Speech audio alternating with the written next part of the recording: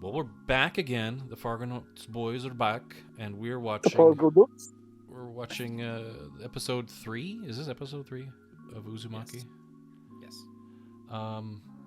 Yeah. If you haven't already, check out the other 2 episodes where we discussed this show. We really enjoyed the first one. I'll say that. I enjoyed the second one too. For what it's worth, Yeah. I enjoyed what the second one was giving us. Second one was fine. We took apart the I don't know what would you call it, the liberties or the shortcuts and the Quality, yeah. quality. Yeah, like it's kind of neither here nor there. We have what we have. We should be thankful for it, but we lent our voices to the discussion. Yeah, and I'm gonna go back and actually reread Uzumaki and maybe check back with like the other production companies' depictions of the characters to see if they even got some Right. semblance of them correct, you know? Well, I mean, character models were by and large the same. It's just what they did with those and how they animated them that was the iffy situation. You know what I mean? Yeah, but like in the process of the animations, like they got some Right. things wrong, like some awkward movement or Right. something. But yeah, we're on episode 3. Yes. Penultimate. The penultimate. We're almost done, guys. Man, this was shorter than Twin Peaks. How did we ever make Venus it? Ultimate, It dude. seems like it's been so long. Man, we've been like doing this for a year, right? Oh no, that was Twin Peaks. I know. Still in Twin Peaks mode. Hero Uzumaki. Hey, not to get too ahead of ourselves. That is a little bit meta. A little bit. That would be great. A little bit. All right, so without further ado, I don't really know what this one has in store for us. I think it's just a continuation of maybe Kyrie recovering from her burns from the lighthouse from last episode. Oh, yeah. The lighthouse she awkwardly ran up. Kind of. Yeah, kind of walked strangely. Or She she just kind of- stood still and she just bobbed her head She up and lunged- down. She lunged back and forth a couple times and made her way up. She was Lunging on up one and of those back little bouncy balls that you sit on, and she's just like Yeah, yeah. was bouncing on that for a Rolling little forward and backwards in a severe way to throw her neck back. bit. So yeah, Neck. let's get into it, and then we'll discuss it after we watch it. Yes. I mean, So it is different director, different studio. Studio Banwi, right down There's also under Phoenix Animation Holdings. Animation director. Phoenix Animation, Studio Bonway. Bonway. So there's 2 different studios involved. Also, props to the person who went through the entire credits here and replaced every O with a spiral. Because Oh, good job. Yeah, that tight. is a That's lot tight. of work. Well, Because it could have been. that's a custom. It's That's a custom, font. font. I- Yeah. But to make Some that font motherfucker still had takes to a do lot of work. Yeah, Some motherfucker had to design that, every single letter. exactly. Yeah. Obviously, he probably had help from looking at. I'm guessing it's based off of some of the Junji lettering, but still, Yes. Probably. the unsung art of comics, hand lettering. So yeah, what do you Leaping guys and hopping on a moon shadow. think of this episode? The quality was much better. I'm I'm just gonna gonna get say- that out of the. I'm gonna get that out of the way right away, just so we don't have to focus on it throughout the whole thing. Mhm. The animation looked much better. It wasn't the main people, I don't know if they heard that or not, but wasn't the first episode people, but it still was like leaps and bounds better than episode 2 animation wise. Well, at least I didn't see a I lot of think those shortcuts we were talking about, or those little Yeah. When there was stipplings. I pointed that out. Like, there's a scene where there's just some pregnant ladies standing around talking. In the last episode, it would have just been them still. But like after a couple seconds showing them, it showed a couple of them like move their arms and shit. Like, it's the little things like that differentiated it Yeah, from I episode 2. I hope Would- episode would- 2 is would just you an guys outlier. Me too. What, Wilson? Would you guys agree that like this episode would be out of 4, like a B Yeah. plus, like a second in the ranking of 4? I was gonna say, yeah, it was not just animation, but like in story as well. I liked it better than episode 3, but not as much as 1. 1, I think, is just that's that the imagery and the portion of the story so many people are familiar with. Because if they didn't read all of Uzumaki, they at least read that first chunk, if they read it. Yeah. Or have seen that imagery everywhere. So like that one was kind of just based off of everything was going to be number 1 anyway.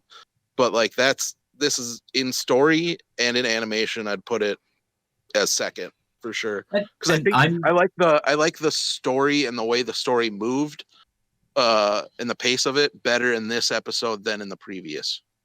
Yeah, that makes sense. It feels less disjointed. I think the last episode felt like a bunch of disjointed things. This felt cohesive. Yes, you're completely correct, and I'm not making any sort of comment on animation quality. I'm just talking more about like the overall. Oh, I am, motherfucker. No, I know. But that's why I differentiated between story and animation, because like it wasn't just the animation that made this better. Well, let's talk about the disjointedness, I guess, of episode 2. Was it like the fact that we were jumping around everywhere? It was jumpy. Yeah, it really jumpy. did. We had the you go from the scene here to there to this to that. Yeah, and there was not, and that might have been a animation thing too, where there could have been better transitions, so it didn't feel so jumpy all the time. Right. But even then, I think still the story kind of jumped around different spots quite a bit. Yeah.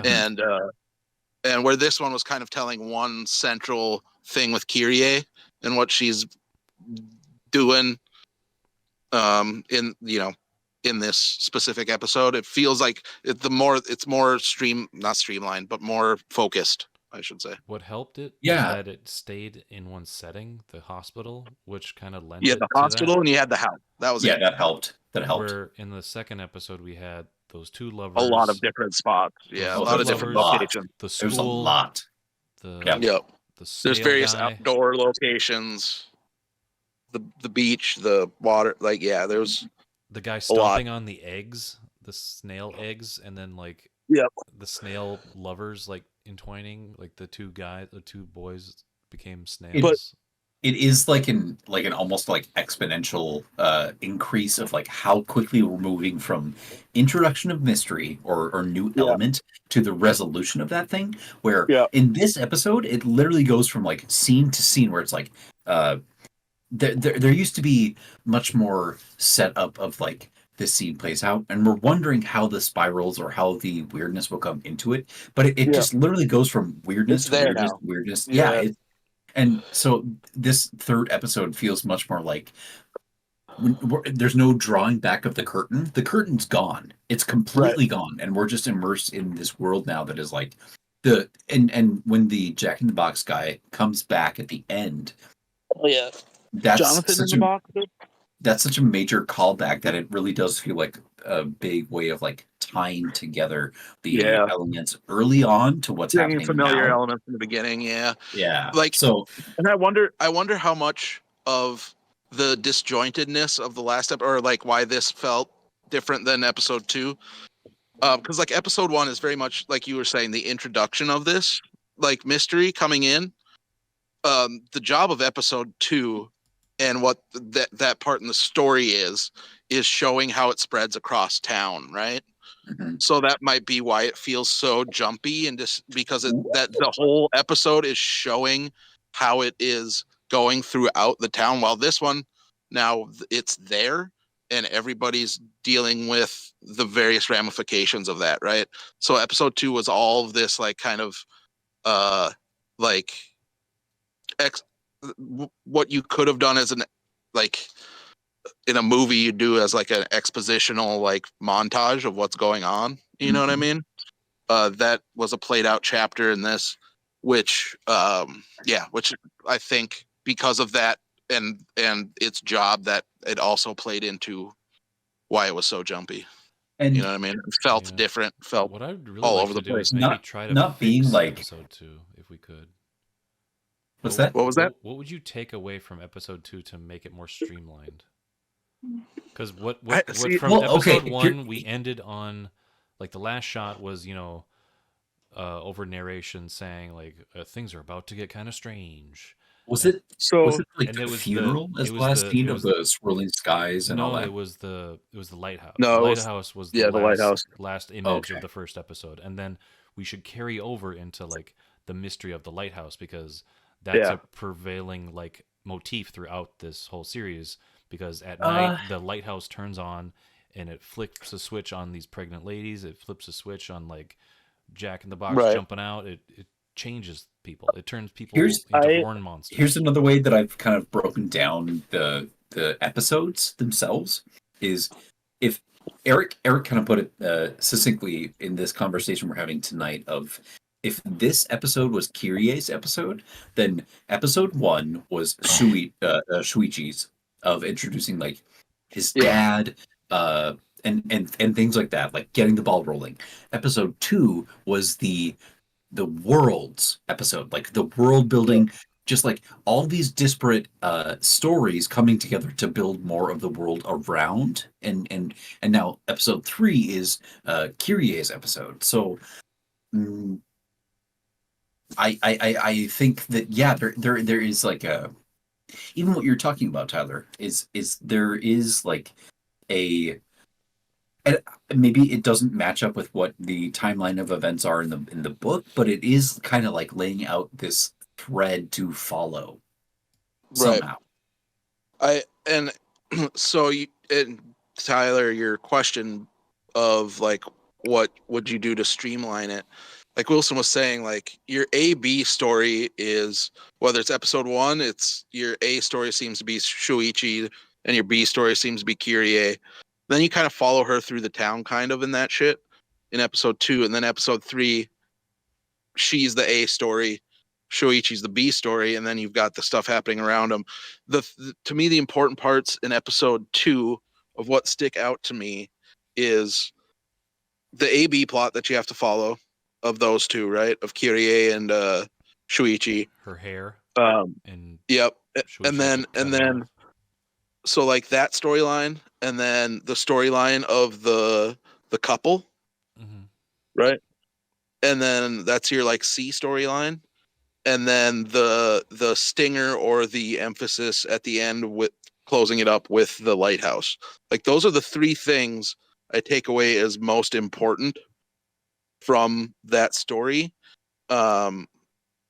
And the stuff in between, I mean, it obviously it all feeds into it somehow. You know what I mean? Yeah. But like It was too those much. It was being your oversaturated. Like yeah, Shuichi's mom being put into the hospital, and then like her cutting her hair, and yep. then we have the snail kids. Like It's like he wasn't this needed at episode all. is The snail guy like this. in the cage was not needed. People spraying him. The guy smashing Yeah, the eggs was not needed. right. But So like it was this though. episode, it adds context 100%. Yeah, but it adds also to the tone, to the overall. yeah. It's a tonal like- thing. It's a tonal thing more so than it Yeah. is a story It was thing. Yeah. oversaturated. In my opinion, I don't think it was needed as far as those like following Kirie and Shoichi. If that's going to be the prevailing like how we view the world, they Right. really didn't have anything to do with those. So this one, using the same logic as I was using for episode 2 of streamlining it to 3, this has that where this time Kirie's A storyline, Shuichi's B storyline, maybe even C because he's not in it a lot, but it has a lot to do with his degrading mental state. Well, yeah, And the he's stuff going that he's more in. like his dad. He's starting to become more like Yeah. his dad. And then the C storyline of the mosquito thing.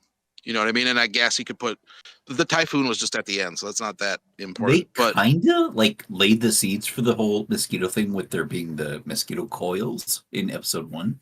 I think it was 1. never not thought 2. about that. Yeah. Because those were spirals crafty like bitch super Junji will do early it. on. That And he crafty talked bitch about that. Junji will do it, dude. He talked do about it. that where that was his first initial inspiration for the story was just like Yeah. looking at a mosquito coil and thinking about spirals. So Yep. it's cool He's a to have crafty him like, motherfucker, dude. bring it back in.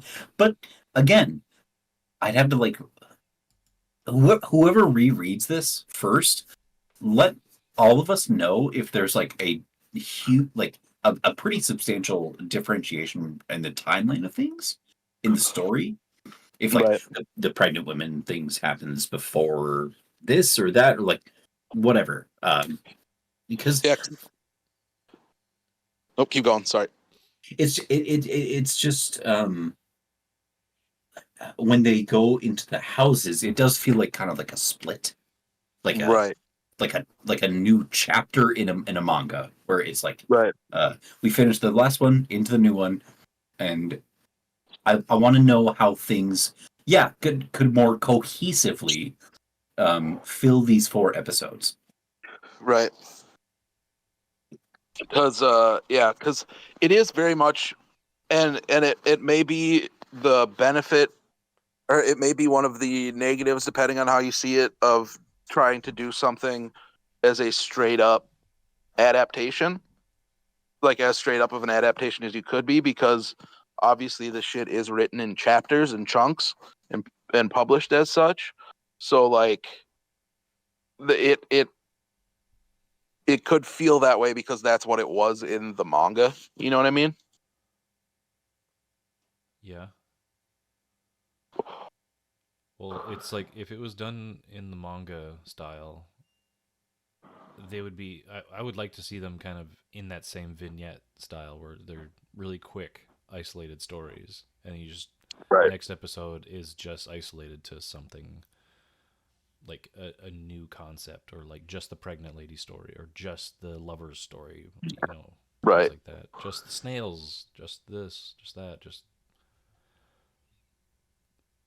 Put this into perspective too. This was done in like 2003, so it's 20 years old. right. The story that this is based on.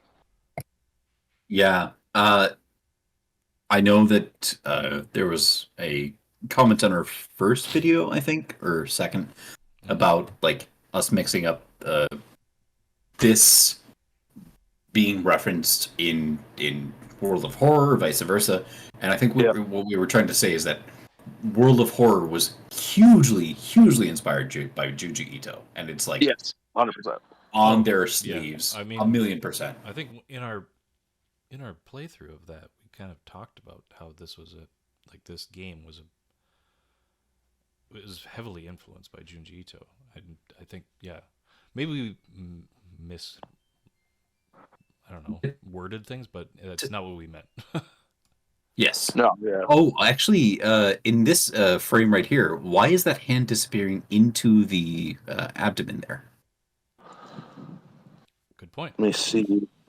Oh, we'll pull out some goop, dude. Sure. Punch down on some goop. But like animation wise, you know what I mean?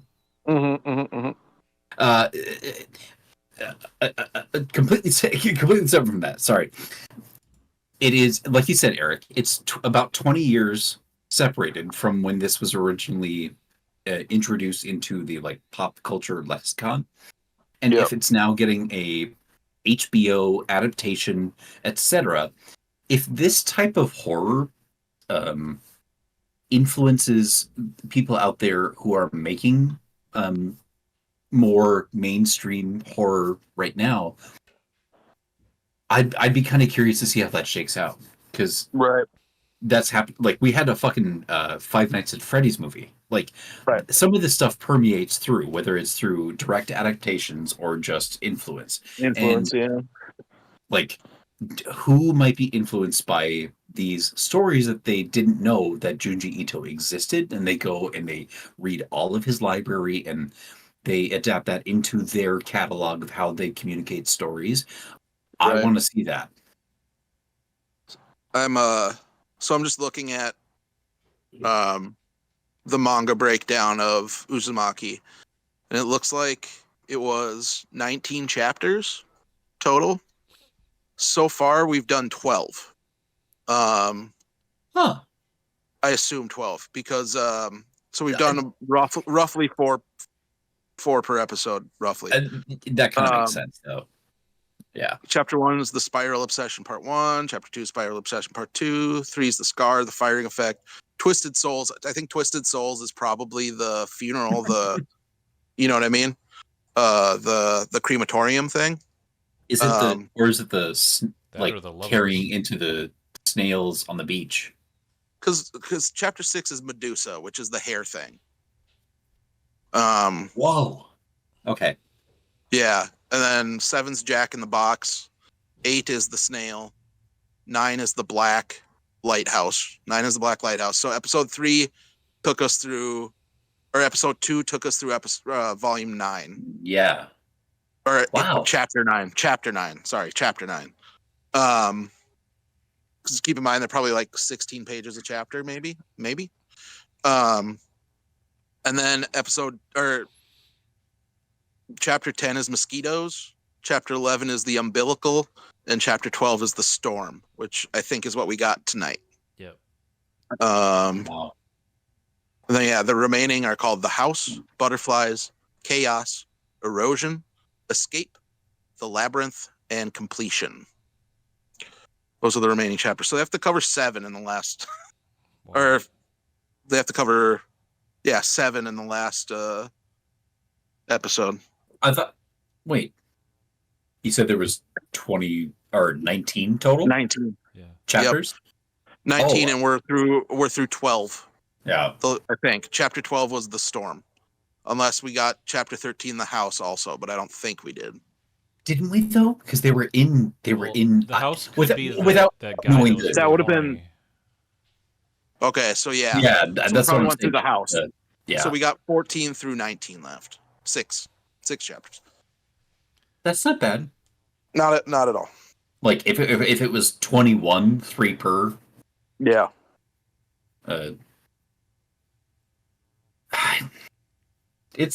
I thought this was a very good episode, and Me too. I'm excited Me to too. see the next one. Massively enjoyed it. So yeah, it'll be interesting to see how it works as like because like shows tend to have overarching arcs, obviously. And it'll be interesting to see how this works as the that kind of climax resolution to everything.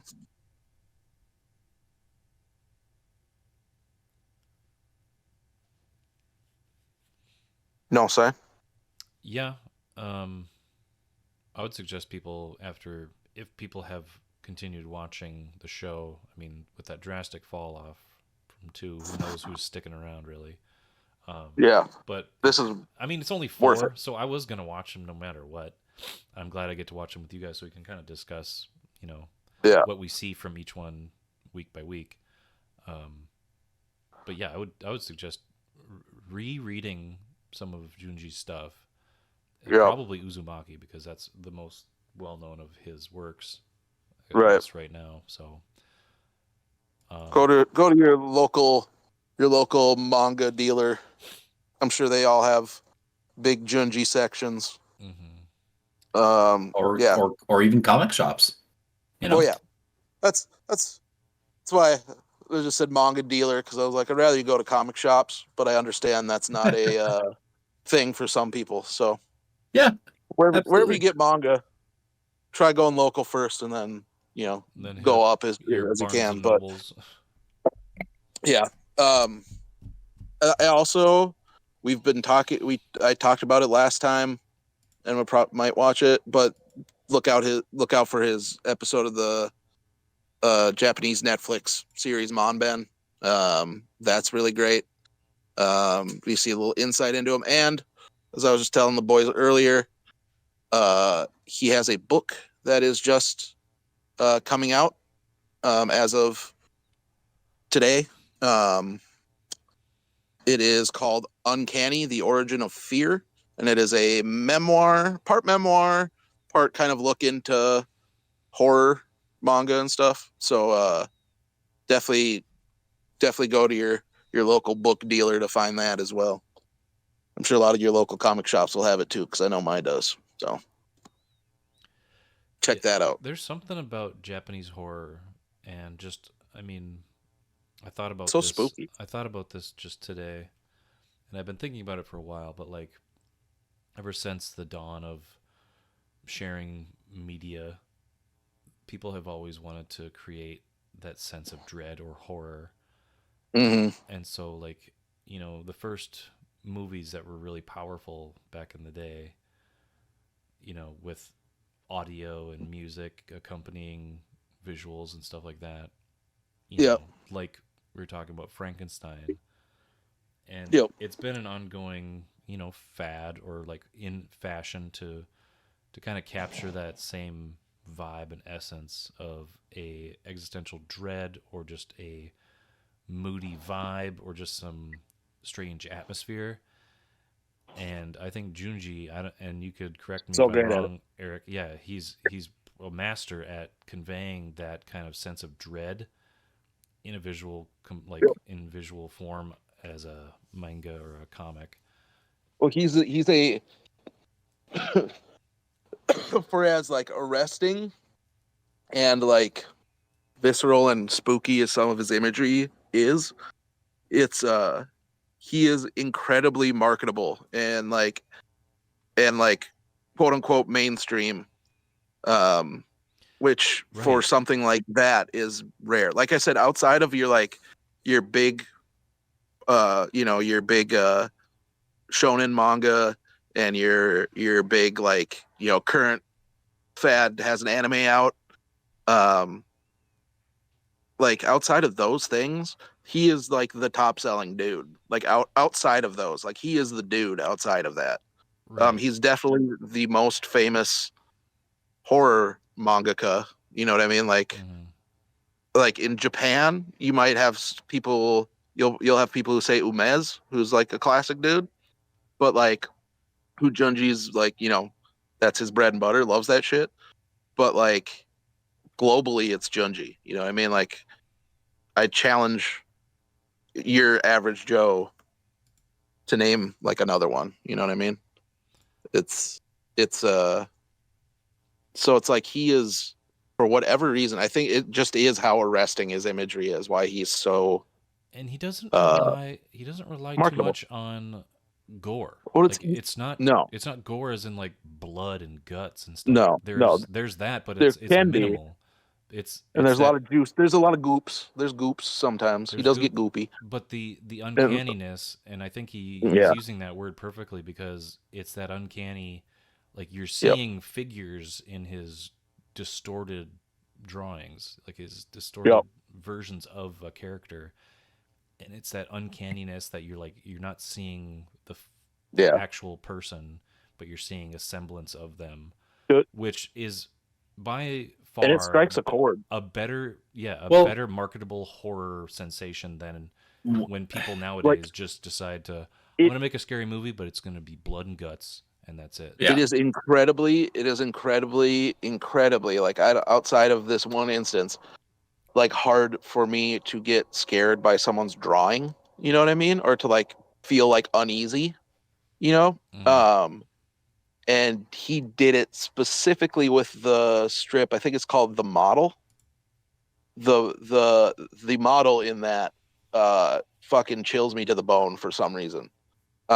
Um and yeah, it never it I can think of no other instance where someone's like hand drawn image has made me feel Hmm. uneasy like that. You know what I mean? Yeah. I mean, like honestly, that is like a very big win for any artist to have Yeah. that claim to even just one person on Earth. Is like that's what art is for, is to instill any emotion whatsoever, and to have that like very visceral reaction is a big Yes. deal, and I Yes. understand Yeah. that completely.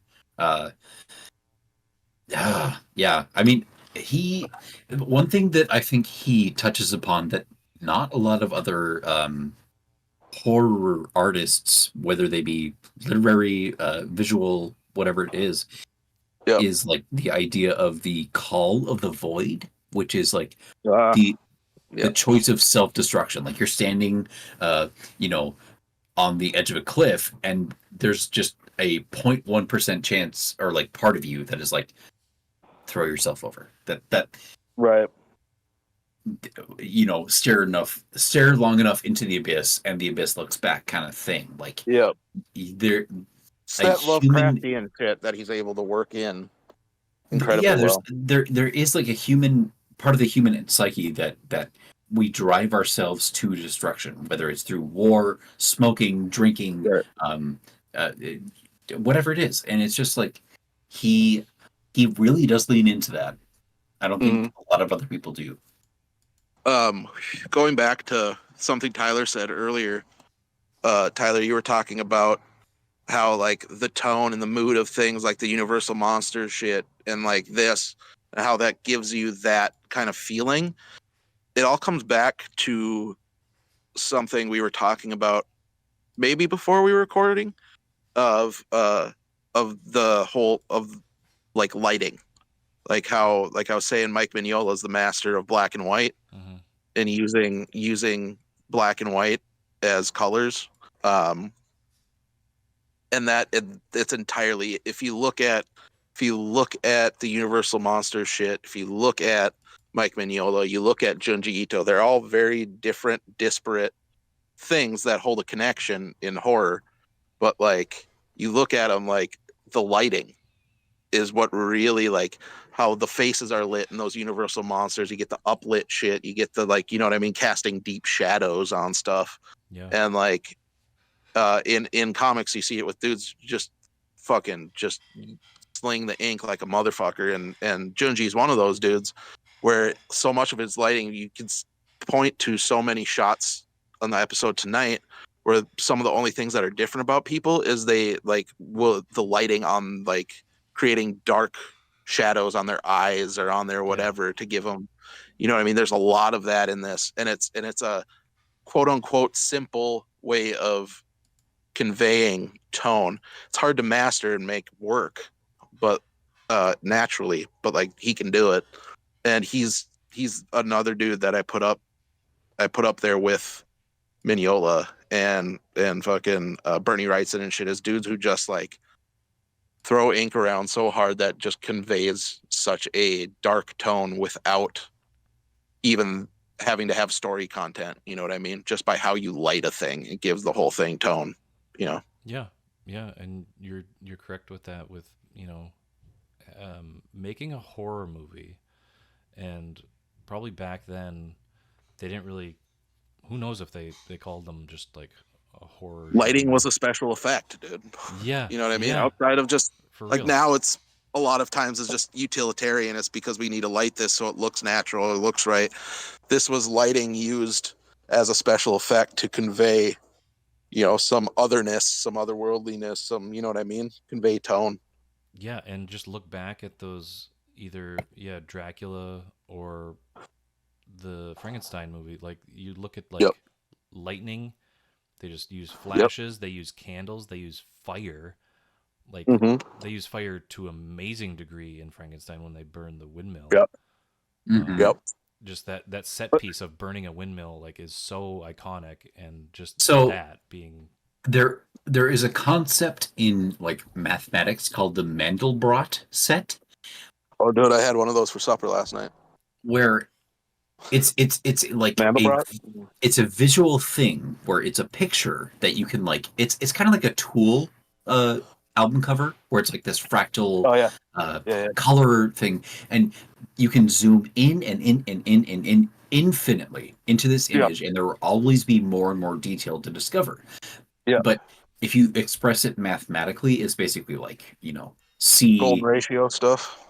Yeah, that kind of thing. And it mathematically, it shows that like you can take this one type of input, and depending on how you use that, you can get very complex sets of output or very simple sets of output. Yeah. And that's like 100% what you're talking about. Like the use of like just lighting or just sound or these certain It's perfect. It's a lighting is so visceral, so like instinctual that like you don't think about it, but what's probably one of the first things that we were scared of as conscious beings, or the dark. John right? Williams with the Jaws score using sound, like it's training like the brain. Yep, exactly, because it's like that's so innate in us. It's like we feared the dark because of what could have been in there. You know what I mean? That's like the root of like so much of this stuff is like us as fucking going way back when we were not just barely not monkey boys anymore. We were like what we knew is, hey, we go out in the dark. We don't know what's out there. Some animal can get us. Something we don't know can kill us and take us away. You know what I mean? And that's like something that is so instinctual that it is the prime thing that you pick at for horror. Is like you don't know what's out there and it's dark and scary. Mhm. You know what I mean? And The unknown. The unknown. Yep. Yep. And people would, like Lovecraft would make it super, you know, Oh, super like intellectual and or like, you know, super involved, but it comes way down to just that base scared of dark, don't know what's in it that we've had mhm. since we've existed as conscious beings, you know. Mhm. Since that was probably an instinct before we were conscious, you know what I mean? Yeah. We go deep here at Fargo Knots, guys. Who? You But, thought we were just going to talk about a cartoon? No. Nope. but like we said last time, this man who is able to capture this like The aspect sweet of cat loving man. yeah, exactly. He Love spent him, time dude. like making just like little swirls in his bathtub, making swirls in his noodles, playing with his Yeah. cats, and like that he writes this just fucked up shit, and it hits like a That's human why I'm nerve, so and you're excited like, to read that "Woo." memoir he put out because like I want to know where it comes from, dude. Want to know. Yeah, Ugh, I love this man. like that right there is just straight up like World of Horror. So, like they did a great job of capturing it in that game because Mhm. I want to snip. Let me snip. Dude, like fucking Tyler. What's up? This needs to be in this recording, in this video at some point. This fucking image right here. Okay. Look at this man. Oh, Look God. at that fucker, dude. That's that boy, dude. Look at that wholesome boy with his kitty cat. That is the man that is making this. Here, This just adorable man. put this right there. Here you go. Oh, There's a come on. TikTok. There's a TikTok called Junjiito shows you the many ways to pet a cat. Like, come on, dude. Don't have TikTok anymore, or else I'd watch it. Hey, log on to TikTok. See how it's really done with the cats. Yeah, he's. I like how his cat's white with a bunch of ink spots. You know. Dude, if you've never read it, I recommend this all the time. One of my favorite things he's ever done is a book called Junji Ito's Cat Diary. And it is about him moving in with his girlfriend, I believe, or his wife. And she has 2 cats. And he was never a cat person. Cats fucking weird him out, fucking scare him. And so he applies, it's like part auto bio. Well, it's an auto bio comic essentially, but like obviously exaggerated. And then he applies his fucking spooky tone to like things the cats do that weird him out and shit. And That sounds like fun. it's so good, dude. Yan and Moo Cat Diary is what it's called. Junji Ito's Cat Diary, Yan and Moo. Those are his 2 actual cats. Both have since passed, but those were the 2 cats at the time. There's pictures of the cats in there, so you can compare them to what he does with them in the manga. It's Hey, Tyler. It's great. Was that his coping? Can you please go back to? Was that his coping method of like cats? Because you said he didn't like. Yeah, them. and now he fucking loves them, dude. This is a very famous image from it. Fucking look at that shit. Nani? Okay. Like, yeah, like look at this. Oh. Like, it's a silly ass book, but it's got like all the things that Junji uses to make things fucking spooky, dude. Amazing. I think it'd be fun to read. You know, Dude. Fucking look at this shit. anyone would agree that this cat has a cursed face. Look at this motherfucker. It's so good.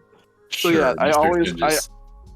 outside of like Uzumaki or like just pick a short story collection, I am like, this is the book you have to fucking read. Is Yan and Mu. It is great. Highly recommend. Well, that's where we'll end this episode of Uzumaki. We'll be back with the finale of Uzumaki. Yes. Yeah, I'm excited to discuss That's that. Yeah. And Me too. Maybe we'll discuss other Junjiito things. We should. Like I said, we should watch that episode of Monben. Okay. Yeah, we'll look into that. It's super fun. I know where we can watch it. So Cool. Well, thanks everybody for joining us, and leave comments of your favorite Junjiito adaptation or comic or manga, whatever. whatever Junji you love. Whatever Junji, all is accepted here at Fargonauts. So Also, if you know any other dope ass ink slingers that fucking make cool looking spooky art, let us know too. yeah, for sure. I want to know more. I want to dive into other. I love that too. Yeah, other artists that do a good job. Look at the amount of ink on this page. There's a lot of ink. For as much white, a lot of ink. It's good stuff. Love them. The different hatching. Just a brilliant, man. All right, stay spooky, everybody. Bye. Stay spooky. Bye. Bye.